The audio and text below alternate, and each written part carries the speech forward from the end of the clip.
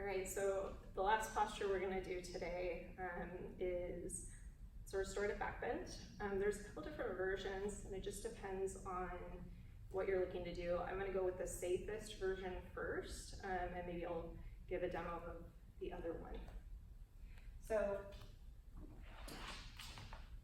if you're working with older demographics, you're gonna take a bolster, and you're probably gonna need blocks to help support in this format. If you have a little bit bigger of a back bend and it's for your home practice, you can keep the bolster down and possibly use a blanket for your head. Okay, so the idea is we're gonna come down. Some teachers teach this at the lumbothoracic junction. I teach it at the sacrum. So we're gonna put the bolster all the way up with the hips on the earth. We're gonna start to come back. Again, you'll know when you've gone too far, but if you have some range, come into this version, and then using the head to support the neck. This is one of the poses that Jalandhara is recommended, so you can do the tilt and come in. Again, our chin forward posture for iPhone users. You may actually want to start to increase the natural curve of your neck. So with that, once you come down, you get kind of nice and comfortable. You're going to press in to lift up, get the shoulders on the back and open up the arms. If this hurts the lower back, feet come out to the outer edges of the mat and knees together. Or if it feels okay, we look to straighten the legs. But listen up, if the feet fall out to the sides, that's indicative that it hurts the lower back or that the deep front line isn't available. So even in our restorative postures, we would like to access the deep front line. So you're gonna press through your feet, hopefully the inner, so the big toe mounds are pressing. You're gonna squeeze the legs, find Squatty Bandha again, so hip points move together. This improves the arc in the lower back. Good. If you just wanna rest, you just wanna rest.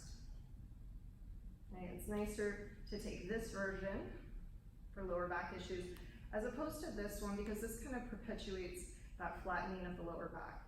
Anytime we come into external rotation, tailbone kind of scoops underneath, and you can probably see it when we come to the edge. So in this version, it becomes a little bit more flat as opposed to this. Okay? There's a little bit more of an arc. Anyways, this is really nice to take for like 5 to 10 minutes. Really softens the fascia, the connective tissue around the shoulders. It's a good relaxation place, especially if you're doing too much. And I like to include every minute or so moving my arms a little bit higher up to really work the front of the pecs. To start to get a little bit more and more interesting. It takes 60, well, it can take 90 to 120 seconds for the fascia to release. So really spending some time, always never going to your range for like 80% effort or interest. And then we can always end this. Arms up overhead, grabbing opposite elbows, and then knees together.